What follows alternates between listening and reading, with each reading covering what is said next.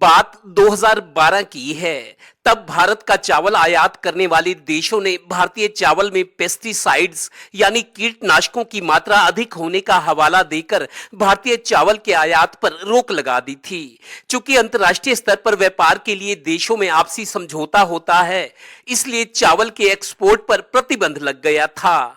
इससे हरियाणा के किसानों का चावल अटक गया, राइस मिल मालिकों और राइस एक्सपोर्टर्स की परेशानी भी बढ़ गई थी। तब के मुख्यमंत्री भूपेंद्र सिंह हुड्डा तत्कालीन प्रधानमंत्री मनमोहन सिंह के पास दिल्ली पहुंचे और किसी भी तरह चावल के एक्सपोर्ट पर लगा प्रतिबंध हटवा आए।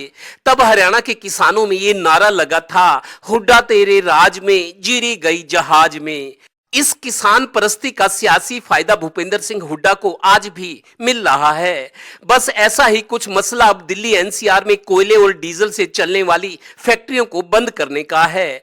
शनिवार रात को पानीपत के उद्यमियों की 14 एसोसिएशंस ने बैठक कर सीएम से मिलने का समय मांगा है। अब वो ही 1 अक्टूबर की इस अवधि को आगे बढ़वा सकते हैं। डिसीजन जो आज का मेन अपना डिसीजन रहा, पहले तो सरकार को टाइम दे रहे हैं भी हमें सरकार को अपनी जो अपनी बातें हैं सारी बात सरकार तक पहुंचाएंगे। मेन अप्रोच तो हम कर चुके, सेंट्रल गवर्नमेंट के ऊपर की ओहदे तक हम पहुंच चुके। अब हमारा मेन मुद्दा रहेगा स्टेट गवर्नमेंट को अप्रोच करना।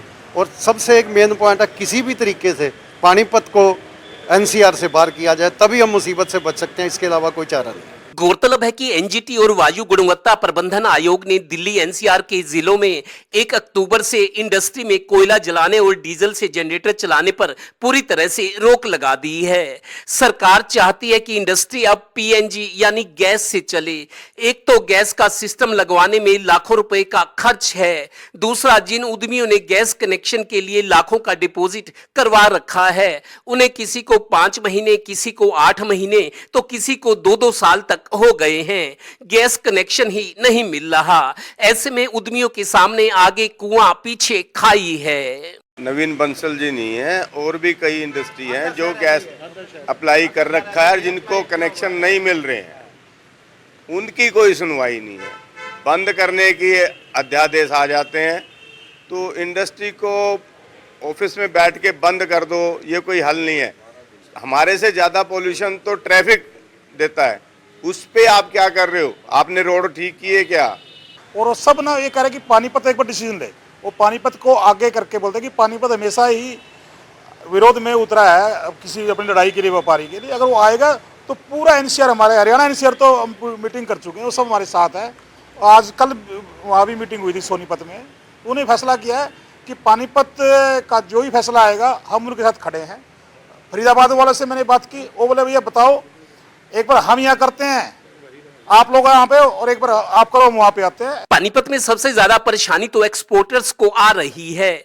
उनके ऑर्डर्स कैंसिल होने का खतरा मंडरा रहा है। ऐसा हो गया तो व्यापारिक नुकसान तो होगा ही, बायर्स का कॉन्फिडेंस भी टूट जाएगा। इसीलिए सभी तरह की इंडस्ट्री के उद्यमी सरकार से कुछ और वक्त मांग रहे हैं। उधर पड़ोसी जिले सोनीपत के राई और कुंडली में चल रही इंडस्ट्रियल एसोसिएशंस ने तो अपनी मीटिंग में नो पावर नो बिल्स और तो और नोटा यानी किसी को भी वोट ना देने की चेतावनी दे दी है। यानी गेंद अब सरकार के पाले में है। सहयोगी श्रीनिवास के साथ Devendra Kathoria, total news, Panipat bureau.